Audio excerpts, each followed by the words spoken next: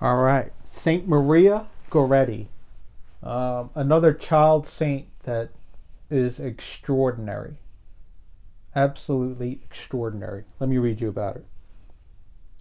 Born on October 16th in 1890 in Coronaldo in the Ancona province in Italy. Her farm worker father moved his family to Ferreira di Conca near Anzio. When he died of malaria, Maria's mother had to struggle to feed her children. Maria's mother, brothers, and sisters worked in the fields while she cooked, sewed, kept the house clean, and watched her youngest sister, Teresa. Though the family circumstances were extremely difficult, they were very close and loved God. On July 5th, 1902, Maria was sitting outside the steps of her home, sewing her 18-year-old brother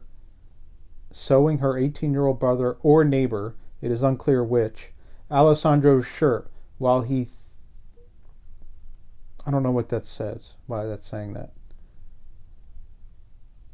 Okay. Whatever, she was sewing. As she concentrated on her sewing, Alessandro surprised her and grabbed her from her steps. When he tried to rape her, this is the neighbor. I don't know why it said or brother, because Alessandro was the neighbor that was like fixated on her, had like a perverse fixation on her. So let me continue reading. When he tried to rape her, Maria cried that it was a mortal sin and warned he would go to hell. When Alessandro persisted, she fought him and screamed, "No, it is a sin. God does not want it." At her words, Alessandro began to choke her, and she said she would rather die than submit. Upon hearing her words, Alexander pulled out a knife and stabbed her 11 times. When she attempted to reach the door, he stabbed her 3 more times, then fled. Teresa woke to the sounds of her sister's cries and began to cry. Maria's family returned home and found her bleeding on the floor. They quickly took her to the nearest hospital, where she underwent surgery without anesthesia. Unfortunately, her wounds were beyond the surgeon's ability to help. Halfway through the surgery, the man asked her, "Maria, think of me in paradise." As she lay on the table, she looked up at him and said, "Well, who knows which one of us is going to be there first?" She did not realize how terrible her situation was, and the surgeon replied, "You, Maria." She said, "Then I will think gladly of you." She also mentioned concerns for her mother. The next day, Maria forgave Alessandro, and she said she wanted to see him in heaven with her. She died that day while looking upon an image of the Virgin Mary and holding a cross to her chest. Shortly after Maria's family discovered her, Alexander was captured and questioned. He admitted Maria was a physical virgin as he was unable to assault her, and he was sentenced to 30 years. He also admitted he had attempted to persuade her to accompany him to bed on several occasions in the past, and had attempted to rape her before. Alessandro remained unrepentant for his actions until he had a dream that he was in a garden. Maria was there and gave him lilies, which immediately burned in his hands. When he woke, he was a changed man. He repented his crime and living a reformed life when he was released 27 years later. And it's worth noting, at that time, prisoners were never released early, and especially for a crime like that. So he was sentenced to 30 years, got out in 27 years, because once he had that dream of Maria, it changed him so much that he in jail, he was like doing,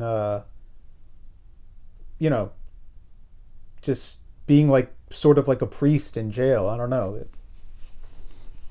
I don't, I don't know how to, he was, let me just continue reading. When he was released 27 years later, he went directly to Maria's mother and begged for forgiveness, which she gave, saying, "If my daughter can forgive him, who am I to withhold forgiveness?" 3 years later, on June 24th, 1950, Maria was declared a saint, and Alessandro was present in the St. Peter's crowd to celebrate her canonization. He later became a lay brother of the Order of Friars Minor Capuchin, where he lived in a monastery and worked as its receptionist and gardener until his death.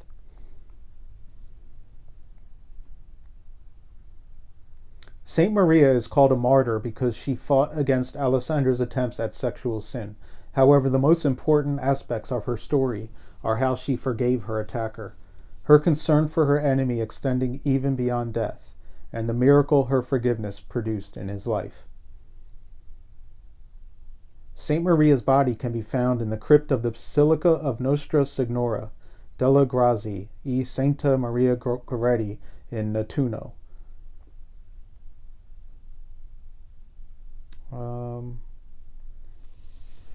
So who would have thought? You know what you got to do? Go on YouTube and look at, there's a video about St. Maria Goretti. They do it very beautifully and much better than I just read.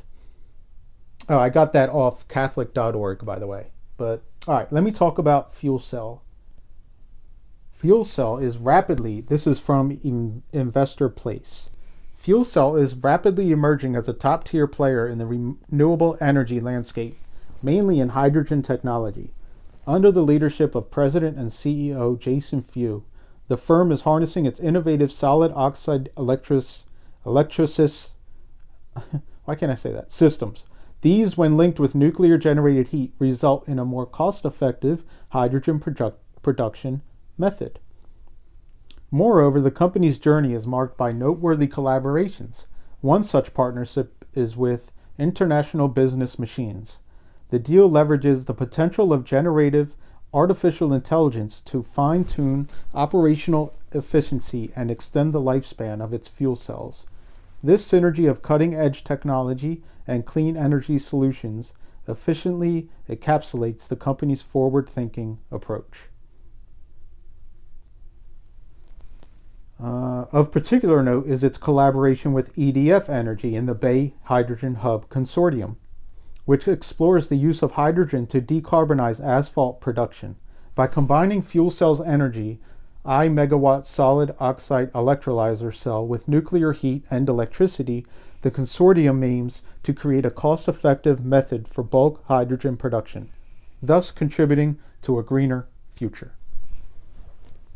FuelCell is also a key player in a project awarded by the Ontario Independent Electricity Systems Hydrogen Innovation Fund.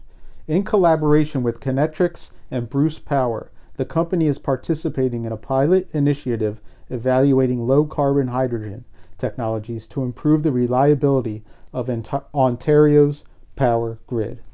The project explores hydrogen production for heavy-duty vehicles and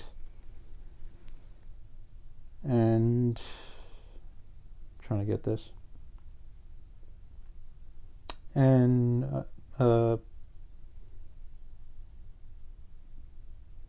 Bruce Power, the company, is participating in a pilot initiative evaluating low-carbon hydrogen technologies to improve the reliability of Ontario's power grid. The project explores hydrogen production for heavy-duty vehicles and examines the use of solid oxide fuel cells for power generation. This makes it one of those hydrogen stocks investors should pay attention to. Trading at $1.20, I don't see why you wouldn't get into this. Just to buy it and hold. I mean, institutions like it. BlackRock owns 10.43, almost 11%. Vanguard owns almost 10%. What else? So I like it, as even those small caps are getting destroyed right now. I mean, $1.20, you can't beat that. So just to have a position in it. Could be one of those stocks where you just look at one day and are like, wow, I forgot I even had this, and it's up to like $6 or $7.